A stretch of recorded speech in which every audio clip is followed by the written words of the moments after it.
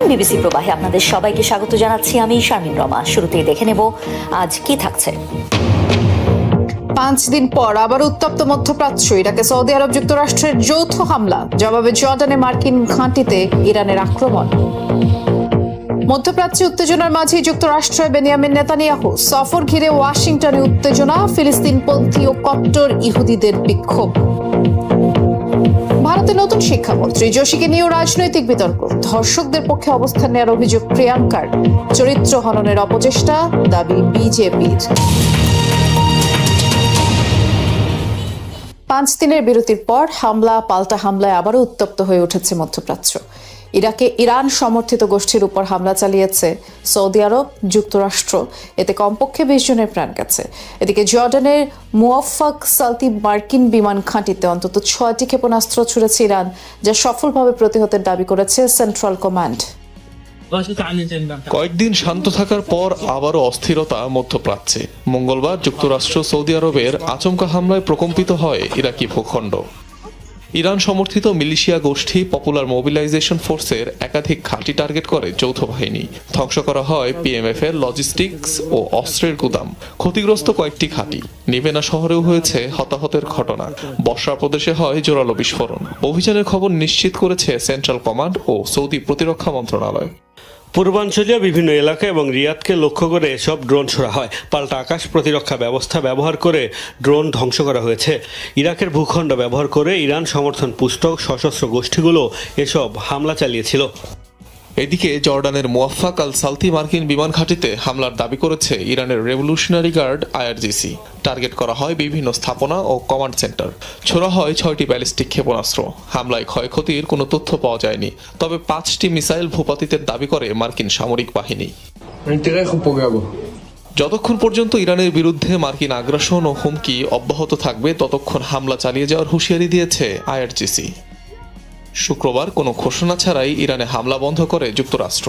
কয়েকটি গণমাধ্যমের প্রতিবেদনে দাবি করা হয় ওয়াশিংটনের অস্ত্র ও গোলাবারুদের স্বল্পতার।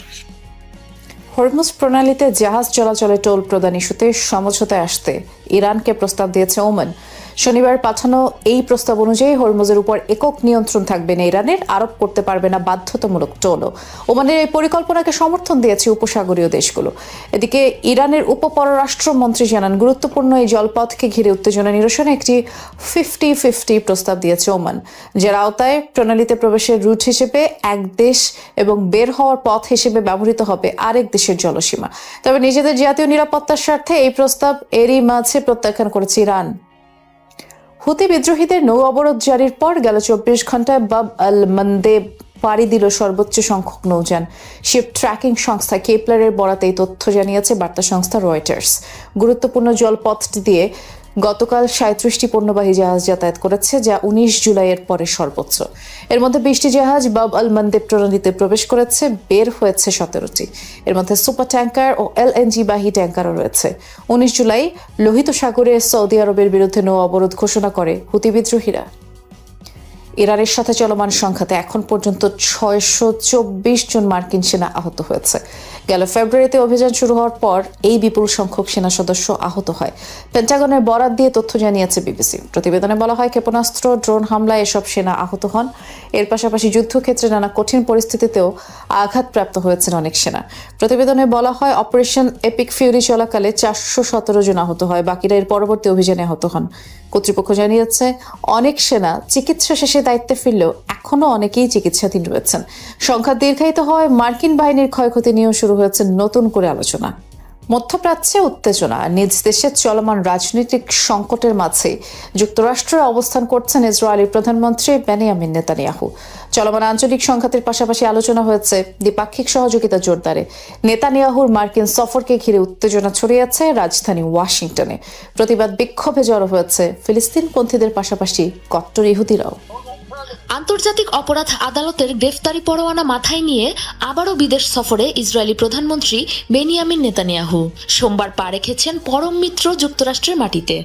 মঙ্গলবার ওভাল অফিসে বৈঠক করেছেন মার্কিন প্রেসিডেন্ট, ভাইস প্রেসিডেন্ট, পররাষ্ট্রমন্ত্রী, প্রতিরক্ষামন্ত্রী সহ শীর্ষ কর্মকর্তাদের সাথে। ইরানে চলমান উত্তেজনা, লেবানন ইস্যু, আব্রাহাম চুক্তি সম্প্রসারণ সহ দ্বিপাক্ষিক সহযোগিতার জোরদার ইস্যুতে হয়েছে আলোচনা। মার্কিন প্রেসিডেন্টের সাথে অন্যতম সেরা বৈঠক হয়েছে বলে মন্তব্য করেছেন বেনিয়ামিন নেতানিয়াহু। মার্কিন প্রেসিডেন্টের সাথে একটি চমৎকার বৈঠক হয়েছে। পারস্পরিক সমর্থন, অভিন্ন লক্ষ্য সম্পর্কে স্পষ্ট বোঝাপড়া নিয়ে আলোচনা করেছি আমরা। বন্ধু ডোনাল্ড ট্রাম্পের সাথে অন্যতম সেরা বৈঠক এটি। ইসরায়েলের নিরাপত্তা ও ভবিষ্যতের স্বার্থে গুরুত্বপূর্ণ সমন্বয়ের সুযোগ এই আলোচনা। নেতানিয়াহুকে মহান যুদ্ধকালীন প্রধানমন্ত্রীর তকমা দেন মার্কিন প্রেসিডেন্ট। অবশ্য ট্রাম্প প্রশাসনের কাছে কদর পেলেও নেতানিয়াহুর আগমনে ক্ষুব্ধ প্রতিক্রিয়া জানিয়েছে সাধারণ মার্কিনীরা। ইসরায়েলি প্রধানমন্ত্রীর সফর ঘিরে বিক্ষোভ হয়েছে বিভিন্ন স্থানে। পোস্টার প্ল্যাকার্ড হাতে রাজপথে নেমেছে ফিলিস্তিনপন্থীদের পাশাপাশি কট্টর ইহুদিরাও। নেতানিয়াহুকে যুদ্ধের কারিগর ও ধর্মের অপব্যবহারকারী আখ্যা দিয়ে জানায় প্রতিবাদ। আজ ইহুদি, খ্রিস্টান, মুসলিম গোষ্ঠীর মানুষেরা একসাথে হয়েছে। আমরা আন্তঃধর্মীয় বা অহিংস প্রতিবাদ কর্মসূচি পালন করছি। নিপীড়ন, গণহত্যা, নৃশংসতা ও নির্যাতনের মাধ্যমে গড়ে ওঠা ইহুদি রাষ্ট্র ও এর কারিগর বেনিয়ামিন নেতানিয়াহুর বিরুদ্ধে প্রতিবাদ জানাতে এখানে এসেছি। 3 দিনের সফর শেষে বৃহস্পতিবার নিজ দেশে ফেরার কথা ইসরায়েলি প্রধানমন্ত্রীর। আগামী সেপ্টেম্বরে জাতিসংঘের সাধারণ পরিষদের অধিবেশনে যোগ দিতে নিউ ইয়র্ক সফর করবেন বলে জানিয়েছেন নেতানিয়াহু। গাজার একটি মসজিদে ভয়াবহ বিমান হামলা চালিয়েছে ইসরায়েল। তাদের হামলায় পুরোপুরি ধ্বংস হয়ে গেছে আল মুত্তাকিন নামের মসজিদটি। এছাড়া উপত্যকার বিভিন্ন অংশে যুদ্ধবিরতি লঙ্ঘন করে হামলা চালিয়েছে আইডিএফ। এদিন হামলার লক্ষ্য ছিল মূলত মধ্য উত্তর গাজা। মসজিদের পাশাপাশি নুসাইরাত শরণার্থী শিবিরেও বোমা ছোড়া হয়েছে। সব হামলায় কমপক্ষে 1 ফিলিস্তিনি নিহত হয়েছে, আরও অন্তত 12 জন আহত হয়েছে। গাজার প্রায় 64% এলাকা কার্যকরভাবে নিয়ন্ত্রণ করছে ইসরায়েল। বাকি অংশেই বর্তমানে আশ্রয় নিয়েছে 20 লাখের বেশি ফিলিস্তিনি। নিয়মিতই যুদ্ধবিরতির শর্ত লঙ্ঘন করে তাদের লক্ষ্য বানাচ্ছে ইসরায়েল। দখলকৃত পশ্চিম তীরে স্যাটেলাইটদের সহিংসতার প্রতিবাদে আবারও ব্যাপক বিক্ষোভ করছে ইসরায়েলিরা। তেল আবিবে পুলিশের সাথে ব্যাপক সংঘর্ষে জড়ান আন্দোলনকারীরা। মঙ্গলবার ইসরায়েলি রাজধানীতে ব্যানার ও প্ল্যাকার্ড হাতে জড়ো হন আন্দোলনকারীরা। যুদ্ধ ও সহিংসতা বন্ধের দাবি জানায় তারা, আর তাদের সরিয়ে দিতে পুলিশ তৎপর হলে দুপক্ষের ব্যাপক হাতাহাতি শুরু হয়। এ সময় ব্যানার, মাইক ছিনিয়ে নেওয়ার চেষ্টা করে নিরাপত্তা বাহিনী। পশ্চিম তীরে আরও অবৈধ বসতি নির্মাণের প্রক্রিয়া ত্বরান্বিতের ঘোষণা দিয়েছেন প্রধানমন্ত্রী বেনিয়ামিন নেতানিয়াহু। যুক্তরাষ্ট্রের জাতীয় নিরাপত্তার স্বার্থে বিদেশি হিউম্যানয়েড রোবট আমদানিতে নিষেধাজ্ঞা আরোপ করেছে ট্রাম্প প্রশাসন। মঙ্গলবার এই নিষেধাজ্ঞা আরোপ করা হয়। এটি কার্যকর হবে 4 পেয়ে যে কোনো যন্ত্র ও হিউম্যানয়েড উন্নত রোবটের ক্ষেত্রে। এগুলো বেশিরভাগই চীনে তৈরি। পাওয়ার ইনভার্টার আমদানির উপরও নিষেধাজ্ঞা জারি করেছে ফেডারেল বিভাগ। কারণ এই যন্ত্রগুলো ডেটা অ্যাক্সেস, নজরদারি চুরি করতে পারে সাইবার হামলাও, যা মার্কিন অর্থনীতির জন্য ঝুঁকিপূর্ণ বলে জানিয়েছে ওয়াশিংটন। তবে বেইজিংয়ের দাবি, যুক্তরাষ্ট্র দীর্ঘদিন ধরে বাণিজ্যকে রাজনীতির গুটি বানিয়েছে। ভিত্তিহীন অজুহাতে নিষেধাজ্ঞা আরোপের বিরোধিতা জানায় চীন সরকার। প্রশ্নপত্র ফাঁস রোধে নতুন আইন নিয়ে লোকসভায় বক্তৃতায় স্বরাষ্ট্রমন্ত্রী অমিত শাহকে তুনোধুনো করেছেন বিরোধী দলীয় নেতা রাহুল গান্ধী।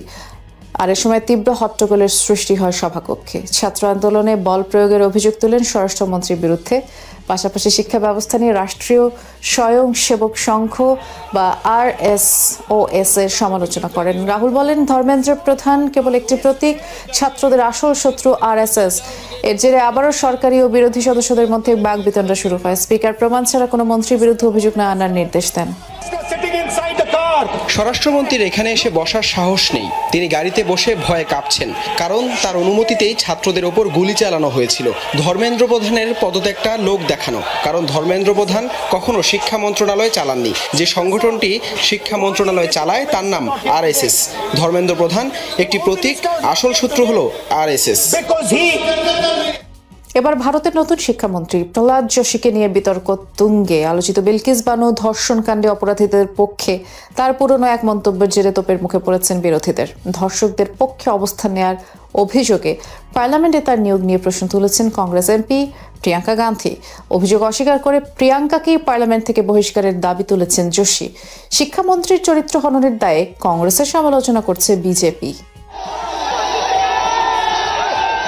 শিক্ষার্থীদের আন্দোলনে তোপের মুখে বিজেপি সরকার, শিক্ষামন্ত্রী বদলাতে বাধ্য হলেও ভারতের রাজনীতিতে কমেনি উত্তেজনা। নতুন শিক্ষামন্ত্রী হিসেবে দায়িত্ব পাওয়া প্রহ্লাদ যোশীকে নিয়ে তৈরি হয়েছে নতুন বিতর্ক।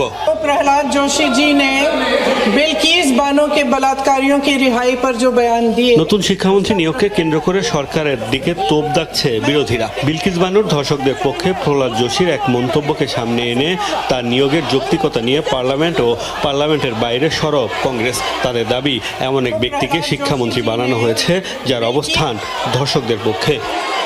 एक ऐसे व्यक्ति को इस पद पर প্রধানমন্ত্রী মহোদয় নতুন শিক্ষামন্ত্রী হিসেবে এমন একজনকে বেছে নিয়েছেন যিনি এক সময় এক গর্ভবতী নারীর ধর্ষণকারীদের পক্ষে অবস্থান নিয়েছিলেন। এর মাধ্যমে প্রধানমন্ত্রী দেশের লাখ লাখ নারীকে কি বার্তা দিলেন? বিজেপি এমন একজন ব্যক্তিকে শিক্ষামন্ত্রী করেছে যিনি ধর্ষকদের রক্ষা করেন। এমন ব্যক্তির হাতে দেশের শিক্ষা মন্ত্রণালয়ের দায়িত্ব তুলে দেয়া অত্যন্ত উদ্বেগজনক। মন্ত্রিসভায় আরো অনেক অভিজ্ঞ নেতা থাকা সত্ত্বেও কেন প্রহ্লাদ যোশীকেই এই গুরুত্বপূর্ণ দায়িত্ব দেয়া হলো তা বিস্ময়কর।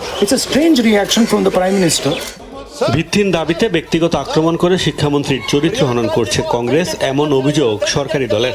দায় অস্বীকার করে প্রিয়াঙ্কা গান্ধীকে পার্লামেন্ট থেকে বহিষ্কারের দাবি জানিয়েছেন প্রহ্লাদ যোশী।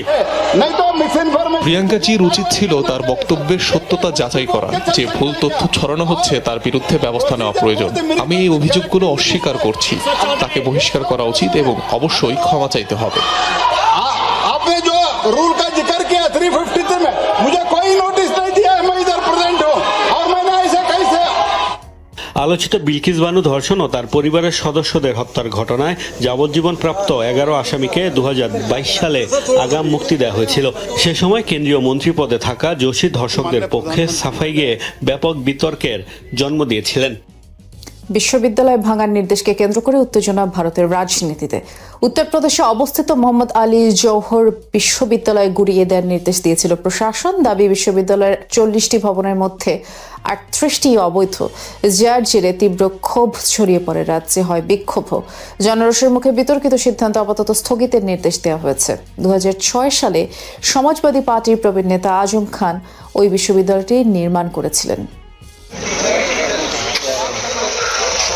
ভারতের উত্তরপ্রদেশের রামপুরে অবস্থিত মোহাম্মদ আলী জওহর বিশ্ববিদ্যালয় দেশটির স্বাধীনতার আন্দোলনে সক্রিয় ভূমিকা পালনকারী রাজনীতিবিদ মাওলানা জওহরের নামে 2006 সালে নির্মিত হয় বিশ্ববিদ্যালয়টি। সমাজবাদী পার্টির নেতা আজম খান যার উদ্যোক্তা। 300 একর জায়গা জুড়ে অবস্থিত জওহর বিশ্ববিদ্যালয়ে শিক্ষার্থীর সংখ্যা 3000-এর বেশি। গত 15 জুলাই উত্তরপ্রদেশে বেশ প্রসিদ্ধ এই শিক্ষা প্রতিষ্ঠান উচ্ছেদের নির্দেশ দিয়ে ব্যাপক সমালোচনার মুখে পড়ে রাজ্যের বিজেপি সরকার। কর্তৃপক্ষের দাবি, বিশ্ববিদ্যালয়ের 40টি ভবনের মধ্যে 38টি অবৈধ। সরকারের এই সিদ্ধান্তে ক্ষোভ ছড়িয়েছে শিক্ষার্থী ও স্থানীয়দের মাঝে, হচ্ছে বিক্ষোভ। বিরোধীদের দাবি, আসন্ন বিধানসভা নির্বাচন ঘিরে উত্তেজনা ছড়াতেই বিতর্কিত সিদ্ধান্ত নিয়েছে বিজেপি সরকার। রাজনৈতিক হাতিয়ার হিসেবে শিক্ষা প্রতিষ্ঠানকে ব্যবহারের অভিযোগ তাদের। জওহর বিশ্ববিদ্যালয় কেবল রাজ্যেই নয়, বরং সমগ্র দেশেই একটি সুপরিচিত শিক্ষা প্রতিষ্ঠান। অথচ সংকীর্ণ মানসিকতার বর্তমান সরকার এটিকে ভেঙে ফেলার কথা বলছে। 2500 থেকে 3000 শিক্ষার্থী বিশ্ববিদ্যালয়টিতে পড়াশোনা করছে। শিক্ষার্থীদের জীবন ও ভবিষ্যৎ নিয়ে ছিনিমিনি খেলা উচিত না। বিজেপির লোকজন শিক্ষিত নয়, তারা শিক্ষা প্রতিষ্ঠানের মর্ম বোঝে না। চাপের মুখে বিশ্ববিদ্যালয় ভাঙার সিদ্ধান্ত থেকে অবশ্য আপাতত সরে এসেছে প্রশাসন। রামপুর ডেভেলপমেন্ট অথরিটির জারি করা নির্দেশ গত সোমবার স্থগিত করেছে মুরাদাবাদের ডিভিশনাল কমিশনার। অর্থাৎ সরকারি নির্দেশের বিরুদ্ধে জওহর ট্রাস্টের দায়ের করা আপিলের নিষ্পত্তি না হওয়া পর্যন্ত ভাঙা যাবে না বিশ্ববিদ্যালয়ের কোনো স্থাপনা। এর আগে 2023 সালে উত্তরপ্রদেশ সরকার বিশ্ববিদ্যালয়ের জমি লিজ বাতিল করে। পরে এলাহাবাদ হাইকোর্ট 2024 সালে এই বাতিলের বিরুদ্ধে আপিলও খারিজ করে দেন। সরকারের কাছে ন্যায্য মূল্যে উৎপাদিত শস্য বিক্রির দাবিতে কৃষকদের বিক্ষোভে উত্তাল ভারতের মধ্যপ্রদেশ। বুধবার মধ্যপ্রদেশের হোশঙ্গাবাদ থেকে রাজধানী ভোপালে অবস্থিত মুখ্যমন্ত্রী মোহন যাদবের বাসভবনের দিকে পদযাত্রা করে হাজার হাজার কৃষক। ন্যূনতম সমর্থন মূল্যে কৃষকদের উৎপাদিত মুগ ডাল কেনার পাশাপাশি কৃষিখাতে প্রয়োজনীয় সংস্কার আনার দাবিতে বিক্ষোভে উত্তাল হয়ে ওঠে সড়ক। এ সময় নিরাপত্তা বাহিনীর সাথে ব্যাপক সংঘর্ষে জড়ায় আন্দোলনকারীরা। ব্যারিকেড ভেঙে প্রবেশের চেষ্টা চালায় তারা। আইন শৃঙ্খলা পরিস্থিতি নিয়ন্ত্রণে অতিরিক্ত পুলিশ মোতায়েন করা হয়। রাশিয়া ও ইরানের বিরুদ্ধে আরো কঠোর নিষেধাজ্ঞা আরোপের লক্ষ্যে একটি বিলের পক্ষে ভোট দিয়েছে মার্কিন সেনেট। বিলটি আইনে পরিণত হলে প্রেসিডেন্ট ডোনাল্ড ট্রাম্প রুশ জ্বালানির বড় ক্রেতা দেশগুলোর উপর সর্বোচ্চ 100% পর্যন্ত শুল্ক আরোপের ক্ষমতা পারেন। আর সম্ভাব্য তালিকায় রয়েছে ভারত ও চীন। এছাড়া রুশ কর্মকর্তা, আর্থিক প্রতিষ্ঠান নিষেধাজ্ঞা এড়াতে ব্যবহৃত শ্যাডো ফ্লিটের উপর নতুন নিষেধাজ্ঞার প্রস্তাব রাখা হয়েছে। একই সাথে ইরানের জ্বালানি ও অস্ত্র খাতে অর্থায়ন ঠেকাতে বিদ্যমান নিষেধাজ্ঞা আরও কঠোর করার কথা বলা হয়েছে। 86/12 ভোটে সিনেটের প্রাথমিক অনুমোদন পাওয়া বিলটি এখন প্রতিনিধি পরিষদের অনুমোদনের অপেক্ষায় রয়েছে। তবে গ্রীষ্মকালীন অবকাশ চলায় সেপ্টেম্বরের আগে প্রতিনিধি পরিষদের বিলটি নিয়ে আলোচনা হওয়ার সম্ভাবনা নেই। জাপানের শক্তিশালী ভূমিকম্পে প্রাণহানি বেড়ে দাঁড়িয়েছে 13 জনে। এই তথ্য নিশ্চিত করেছে প্রধানমন্ত্রী সানাই তাকাইচি। চলছে উদ্ধার অভিযান। মঙ্গলবার স্থানীয় সময় বিকেল 4:30টার দিকে কিউশু দ্বীপে অনুভূত হয় 7.1 মাত্রার জোরালো কম্পন। দেশটির কুমামোতো সিটিতে ভূমিকম্পের কেন্দ্র ছিল। ধসে পড়ে শহরটি বিশাল একটি শপিং মল। বিস্ফোরণ হয়েছে ভবনের একাংশে। ধ্বংসস্তূপ থেকে 3 জনের মরদেহ উদ্ধার করা হয়েছে। এখনো আটকা পড়ে আছেন অনেকে। শহরের একটি পেপার মিলে ধসে পড়েছে চিমনি আর ক্ষতিগ্রস্ত অর্ধশত মেডিকেল স্থাপনা। 17 শতকের একটি ঐতিহাসিক প্রাসাদের দেয়ালও ভেঙে পড়েছে। ভূমিকম্পের পর থেকেই বিদ্যুৎ বিচ্ছিন্ন শহরের প্রায় 40,000 বাড়িঘর। বিভিন্ন স্থানে আটকে পড়াদের সন্ধানের অভিযানে যোগ দিয়েছেন 3,500-এর বেশি উদ্ধারকর্মী। ইউক্রেনীয় বাহিনীর কৌশলগত বিভিন্ন স্থানে ব্যাপক হামলা চালিয়েছে রুশ বাহিনী। এর পাশাপাশি দখল নিয়েছে ডোনেৎস্কের আরও একটি এলাকা। কর্তৃপক্ষ জানায় ইউক্রেনের একাধিক জ্বালানি ও গোলাবারুদের ডিপো, ড্রোন কারখানা, সংরক্ষণাগারে হামলা চালানো হয়। এছাড়াও ইউক্রেনের প্রায় 150 স্থানে সামরিক বাহিনীর ব্যবহৃত পরিবহনে হামলা চালানো হয়। দেশীয় ও বিদেশি ভাড়াটি সৈন্যদের অস্থায়ী আবাসস্থল রুশ হামলা লক্ষ্যবস্তু ছিল। ইউক্রেনের সামরিক বাহিনীর রসদ সরবরাহের জাহাজ ও বন্দরগুলোতে আগ্রাসন এখনও চলমান। অন্যদিকে একই দিনে রাশিয়ার সেনা স্থাপনা ও বিভিন্ন ভবনে হামলার দাবি করেছে ইউক্রেনের সেনা প্রধান। এবং প্রধান লক্ষ্য ছিল রাশিয়ার উদ্মুক্ত প্রজাতন্ত্রে অবস্থিত একটি স্থাপনা। এটি রাশিয়ার সুরক্ষিত ও কৌশলগত জ্বালানি রিজার্ভ ঘাঁটি হিসেবে ব্যবহৃত হতো। ইতিহাসে প্রথমবারের মতো ফ্রান্সের আকাশে দেখা মিলেছে বিরল ফায়ার ক্লাউড বা অগ্নিমেঘের। টানা কয়েকদিনের ভয়াবহ দাবানলের তীব্র তাপেই এই উদ্বেগজনক প্রাকৃতিক ঘটনার সৃষ্টি। বিশেষজ্ঞরা বলছেন এই অগ্নিমেঘ শুধু দাবানলের ভয়াবহতাই প্রকাশ করে না, বরং বজ্রপাত ও প্রবল বাতাসের মাধ্যমে আগুনকে আরও দ্রুত ছড়িয়ে দিতে পারে। ধোঁয়ার বিশাল কুণ্ডলিতে ছেয়ে গেছে ফ্রান্সের আকাশ। নিচে জ্বলছে ভয়াবহ দাবানল, আর সেই আগুনের তীব্র তাপেই তৈরি হয়েছে বিশাল আকৃতির এক বিশেষ মেঘ, পাইরো কিউমুলোনিম্বাস, যা ফায়ার ক্লাউড নামেই বেশি পরিচিত। বিশেষজ্ঞদের মতে দাবানলের তাপে ধোঁয়া, ছাই আর জলীয় বাষ্প দ্রুত উপরে উঠে এই মেঘ তৈরি হয়। অনেকটা বিশাল চিমনির মতো কাজ করে, যা ধোঁয়াকে বায়ুমণ্ডলের অনেক উঁচু স্তর পর্যন্ত নিয়ে যায়। ফায়ার থান্ডারস্টর্ম অনেকটা চিমনির মতো, যেখানে মাটিতে বিশাল আকারের আগুন জ্বলতে থাকে এবং সেই ধোঁয়া একটি স্তম্ভের আকারে সোজা উপরের দিকে উঠে যায়। দাবানলকে আরো ভয়াবহ ও অনিশ্চিত করে তোলে ফায়ার ক্লাউড। এটি শক্তিশালী বাতাস সৃষ্টি করে আগুনের দিক পরিবর্তন করতে পারে, আবার বজ্রপাতের মাধ্যমে সূচনা ঘটাতে পারে নতুন দাবানলের। এছাড়া শক্তি ফুরিয়ে গেলে প্লুম কোলাপস নামে পরিচিত একটি ঘটনা ঘটে, যা আগুনকে হঠাৎ ও অনিয়ন্ত্রিতভাবে ছড়িয়ে দিতে পারে। ফরাসি আবহাওয়া বিভাগ জানিয়েছে বোর্দোর কাছে প্রথমবারের মতো এই ফায়ার ক্লাউড শনাক্ত করা হয়েছে। যদিও কি কারণে এই পরিস্থিতি তৈরি হতে পারে তা জানা যায়, কিন্তু ঠিক কোথায় কখন এটি তৈরি হবে তা আগে থেকে নিশ্চিতভাবে বলা সম্ভব নয়। জলবায়ু বিশেষজ্ঞদের সতর্ক বার্তা, বৈশ্বিক উষ্ণতা বাড়তে থাকলে কানাডা বা অস্ট্রেলিয়ার মতো ইউরোপেও ভবিষ্যতে এই ধরনের ফায়ার থান্ডারস্টর্ম আরও বেশি দেখা যেতে পারে। ইরানে প্রায় 40 দিনের টানা সামরিক অভিযান অপারেশন এপিক ফিউরির পর মারাত্মক অস্ত্র সংকটের মুখে পড়েছে যুক্তরাষ্ট্র। তেহরানের সঙ্গে ভঙ্গুর যুদ্ধবিরতি ও সম্প্রতি হামলা স্থগিত হওয়ার আগ পর্যন্ত মার্কিন বাহিনী দেশটির 13,000-এর বেশি লক্ষ্যবস্তুতে আঘাত হানে এবং 1,700-এর বেশি ইরানি ড্রোন ও ক্ষেপণাস্ত্র প্রতিহত করে। এই অভিযানে যুক্তরাষ্ট্রের ব্যয় হয়েছে প্রায় $3,750 কোটি, যার বড় অংশই গেছে মূল্যবান গোলাবারুদ ও উচ্চ প্রযুক্তির ক্ষেপণাস্ত্রের পেছনে। ওয়াশিংটন ভিত্তিক গবেষণা প্রতিষ্ঠান centre for strategic and international স্টাডিজের তথ্য অনুযায়ী যুদ্ধে যুক্তরাষ্ট্র 1,000-এর বেশি টমাহক ক্রুজ মিসাইল ব্যবহার করেছে। যা 2031 সালের আগে আগের মজুত অবস্থায় ফিরে আসার সম্ভাবনা নেই। পাশাপাশি মার্কিন অস্ত্রাগারে থাকা প্রায় 2330টি প্যাট্রিয়ট ইন্টারসেপ্টরের মধ্যে সর্বোচ্চ 1430টি এবং 360টি থার্ড ক্ষেপণাস্ত্রের মধ্যে 190 থেকে 290টি ইতোমধ্যেই ব্যবহৃত হয়ে গেছে। 20 থেকে $50,000 মূল্যের ইরানি ড্রোন ধ্বংস করতে একটি $40 লাখ মূল্যের প্যাট্রিয়ট ব্যবহারে যুক্তরাষ্ট্রের খরচ দাঁড়িয়েছে আকাশচুম্বী। পেনসিলভানিয়া ডিফেন্স অ্যান্ড ইনোভেশন সামিটে প্রেসিডেন্ট ডোনাল্ড ট্রাম্প গোলা বারুদের ঘাটতির কথা সরাসরি অস্বীকার করে মার্কিন অস্ত্রের প্রাচুর্যের দাবি করলেও ভেতরের চিত্র ভিন্ন। মার্কিন প্রতিরক্ষামন্ত্রী পিট হেগসেথ পেন্টাগনের এই জরুরি ঘাটতি মেটাতে সিনেটের কাছে $8,700 কোটি অতিরিক্ত বরাদ্দ চেয়েছেন। সিএসআইএস এর জ্যেষ্ঠ উপদেষ্টা মার্ক কানসিয়ানের মতে একটি ক্ষেপণাস্ত্র তৈরি করতে 1 থেকে 5 বছর সময় লাগে, তাই চাইলেও দ্রুত এই ঘাটতি পূরণ সম্ভব নয়। স্বায়ত্তশাসিত তাইওয়ানকে নিজেদের বিচ্ছিন্ন প্রদেশ হিসেবে গণ্য করা চীন 2027 সালের মধ্যে অঞ্চলটি দখলে সামরিকভাবে প্রস্তুত হওয়ার লক্ষ্য নির্ধারণ করেছে। 2023 সালেই এমন সতর্কবার্তা দিয়েছিলেন সিআই এর সাবেক পরিচালক উইলিয়াম বার্নস।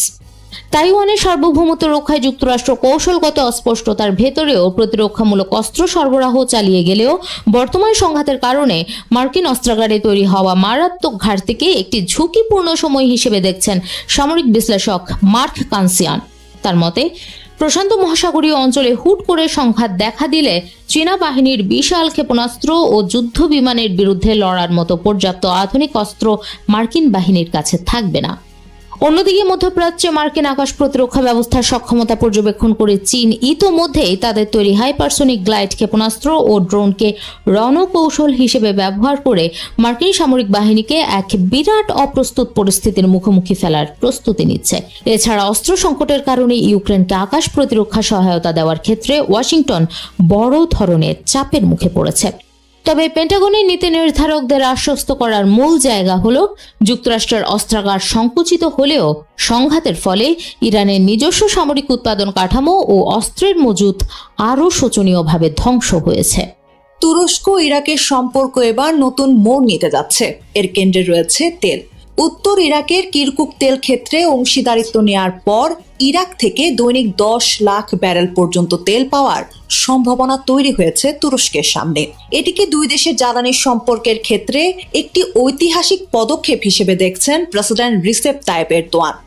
আঙ্কারায় ইরাকি প্রধানমন্ত্রী আলী আল জাইদির সঙ্গে বৈঠকের পর এরদোয়ান জানিয়েছেন, রাষ্ট্রীয় প্রতিষ্ঠান তুর্কি পেট্রোলিয়াম বা টিপিওএ পৃথক শেয়ার হস্তান্তর চুক্তির মাধ্যমে কিরকুক লিমিটেডে বিপি এনার্জির 15% শেয়ার কিনবে। নিরাপত্তা, বাণিজ্য, পরিবহন ও পানি ব্যবস্থাপনার পাশাপাশি দুই দেশ নতুন জ্বালানি সহযোগিতা নিয়েও আলোচনা করেছে। এরই মধ্যে 27 জুলাই ইরাক তুরস্কের পুরনো অপরিশোধিত তেল চুক্তির মেয়াদ শেষ হয়েছে। 1975 সালে এই চুক্তির আওতায় চালু হয়েছিল কিরকুক জেহান তেল পাইপলাইন। এর মাধ্যমে ইরাকের অপরিশোধিত তেল তুরস্কের ভূমধ্য সাগরীয় জেহান টার্মিনালে পৌঁছাতো। পুরনো চুক্তি নবায়ন না করে এবার নতুন জ্বালানি সহযোগিতার কাঠামোর তৈরির পথে হাঁটছে আঙ্কারা। বিশ্লেষকদের মতে এর পেছনে শুধু তেলের হিসাব নেই, জ্বালানি উৎস ও বাণিজ্য পথ বিচিত্রময় করতে চাইছে তুরস্ক। হরমুজ প্রণালীর অস্থিরতা ও বন্ধ হয়ে যাওয়ার ঝুঁকি আঙ্কারার এই পরিকল্পনাকে আরো গুরুত্বপূর্ণ করে তুলেছে। একই সঙ্গে নিরাপত্তা, জ্বালানি ও পরিবহন এই 3 ক্ষেত্রে সহযোগিতা দুই দেশের পারস্পরিক নির্ভরতাও বাড়াতে পারে। তবে সম্পর্কের সবচেয়ে কঠিন জায়গা নিরাপত্তা। উত্তর ইরাকে কুর্দিস্তান ওয়ার্কার্স পার্টি বা পিকেকের বিরুদ্ধে তুরস্কের রয়েছে প্রায় 50টি ঘাঁটি এবং প্রায় 5000 সেনা। পিকেকে তুরস্ক, যুক্তরাষ্ট্র ও ইউরোপীয় ইউনিয়নের কাছে সন্ত্রাসী সংগঠন হিসেবে তালিকাভুক্ত। 2025 সালের মাঝামাঝি পিকেকে নিরস্ত্রীকরণের ঘোষণা দিলেও উত্তর ইরাকে তাদের উপস্থিতিকে এখনো হুমকি মনে করে আঙ্কারা। ফলে নতুন জ্বালানি চুক্তি শুধু তেলের নয়, এটি নিরাপত্তা, বাণিজ্য ও আঞ্চলিক প্রভাবেরও নতুন সমীকরণ। ইরানের বিরুদ্ধে যুদ্ধের ময়দানে নেমে এমনিতেই ফান্দে পড়িয়া বগা কান্দেরে অবস্থা ডোনাল্ড ট্রাম্পের। তার উপর যদি যুক্তরাষ্ট্রের বিরুদ্ধে এই দেশটির সহায়তায় এগিয়ে আসে পরাশক্তির রাশিয়া, তবুও কেন বিষয়টিকে তেমন গুরুত্ব দিচ্ছেন না মার্কিন প্রেসিডেন্ট? এই প্রশ্নই এখন নতুন করে আলোচনায়। মার্কিন পররাষ্ট্রমন্ত্রী পিট হেগসেথ সিনেটে বলেছেন, চীন ও রাশিয়া বিভিন্নভাবে ইরানকে সহায়তা করছে। এই দুই দেশ বিভিন্নভাবে ইরানের কিছু কর্মকাণ্ডে সহায়তা করছে। তবে মাত্র 2 দিন পরই প্রেসিডেন্ট ট্রাম্প ভিন্ন অবস্থান নিয়েছেন। সামাজিক মাধ্যমে তিনি লিখেছেন, রাশিয়া ও চীন ইরান যুদ্ধের সঙ্গে জড়িত নয় বলেই তিনি মনে করেন। সাংবাদিকদের তিনি বলেন, আমি তাদের বিশ্বাস করি। ছোটখাটো কিছু হতে পারে, কিন্তু বড় কিছুই হয়নি। রাশিয়া ও চীন নিশ্চয়ই আমাকে হতাশ করতে চাইবে না। ইউক্রেনের প্রেসিডেন্ট ভলোদিমির জেলেনস্কির দাবি, রাশিয়া ইরানকে মার্কিন সামরিক ঘাঁটির স্যাটেলাইট তথ্য সরবরাহ করেছে। এর আগে মার্কিন সংবাদ মাধ্যম সিএনএনও গোয়েন্দা সূত্রের বরাত দিয়ে জানিয়েছিল, মস্কো ইরানকে যুক্তরাষ্ট্রের সামরিক লক্ষ্যবস্তু সম্পর্কিত তথ্য দিয়েছে। এ বিষয়ে ট্রাম্পের প্রতিক্রিয়া ছিল অনেকটাই নিষ্ক্রিয়। তিনি বলেন, এটা সত্য কিনা আমরা জেনে নেব, আমি পুতিনকে জিজ্ঞাসা করব। সিরিয়াস কোনো বিষয়ে রাশিয়াকে গুরুত্ব সহকারে না দেওয়া ট্রাম্পের ক্ষেত্রে নতুন কিছু নয়। তার প্রথম মেয়াদেও আফগানিস্তানে মার্কিন সেনাদের হত্যার জন্য রাশিয়া পুরস্কার ঘোষণা করেছিল। এমন গোয়েন্দা তথ্য প্রকাশ পেলেও ট্রাম্প সেটিকে গুরুত্ব দেননি। এবারও একই চিত্র দেখা যাচ্ছে। ইরানের বিরুদ্ধে কঠোর অবস্থান নেওয়ার ঘোষণা দিলেও রাশিয়া যদি সত্যিই তেহরানকে সহায়তা করে থাকে, তাহলে সে বিষয়ে ট্রাম্প প্রকাশ্যে কড়া ভাষায় কোনো সতর্কবার্তা দিচ্ছেন না। ফলে সমালোচকদের প্রশ্ন, কূটনৈতিক সম্পর্ক নষ্ট না করতেই কি ট্রাম্প মস্কোর সঙ্গে সংঘাত এড়িয়ে চলছেন? ফুটবল বিশ্বকাপ ঘিরে গোটা বিশ্বে যে উন্মাদনা, লক্ষ কোটি ফুটবল প্রেমীর যে আবেগ, এর কি কোনো মূল্য নেই? অর্থই সব। নয়তো এমন সিদ্ধান্ত কেন নেবে বিশ্ব ফুটবলের নিয়ন্ত্রণ সংস্থা ফিফা? ফুটবল বিশ্বকাপে বেসরকারি বিনিয়োগ আনতে ফিফা প্রেসিডেন্ট জিয়ান্নি ইনফান্তিনোর পরিকল্পনা ঘিরে এমন প্রশ্ন এখন ইউরোপীয় ফুটবলের নিয়ন্ত্রণ সংস্থা উয়েফা সহ বহু ফুটবল প্রেমী। তাদের অভিযোগ, ভবিষ্যতে বিশ্বকাপ, ক্লাব বিশ্বকাপ সহ ফিফার বড় টুর্নামেন্টগুলোকে বাণিজ্যিকীকরণের পথে হাঁটছে ফিফা, যার পেছনে মাস্টারমাইন্ড হিসেবে কলকাঠি নাড়ছেন মার্কিন প্রেসিডেন্ট ডোনাল্ড ট্রাম্প। ফিফা আসলে কি করতে চাইছে? ট্রাম্পের যোগসূত্রই বাকি, আর উয়েফাই বা কেন আপত্তি তুলছে? সবশেষ 2026 বিশ্বকাপ থেকে প্রায় $12 বিলিয়ন আয় করেছে ফিফা, যা কিনা সংস্থাটির ইতিহাসেই সর্বোচ্চ। এই রেকর্ড আয়ের পেছনে ভূমিকা রেখেছে যুক্তরাষ্ট্র, কানাডা ও মেক্সিকোতে অনুষ্ঠিত আসরের উচ্চ মূল্যের টিকিট ও আতিথেয়তা প্যাকেজ। সমস্যাটা এখানেই। ফিফার উদ্বেগ, আগামী 2030 বিশ্বকাপে এই আয় ধরে রাখা সম্ভব নাও হতে পারে। আর এ কারণেই নতুন বিনিয়োগ কাঠামো গড়ার পরিকল্পনা সামনে এনেছে ফিফা। প্রস্তাব দিয়েছে ফিফা ফরওয়ার্ড এন্টারপ্রাইজ নামে একটি নতুন সহযোগী প্রতিষ্ঠান গঠনের, যা কার্যকর হলে বেসরকারি বিনিয়োগকারীরা বিনিয়োগ করতে পারবে, যাদের মাধ্যমে পরবর্তীতে বিশ্বকাপ ও ক্লাব বিশ্বকাপ সহ ফিফার বড় টুর্নামেন্টগুলোর বাণিজ্যিক কার্যক্রম পরিচালিত হবে, যার সম্ভাব্য বাজার মূল্য ধরা হয়েছে $20 বিলিয়ন। এর মধ্যে 80% শেয়ার থাকবে ফিফার হাতে, বাকিটা যাবে বেসরকারি প্রতিষ্ঠানের কাছে, যেখান থেকে আসবে $4.2 বিলিয়ন।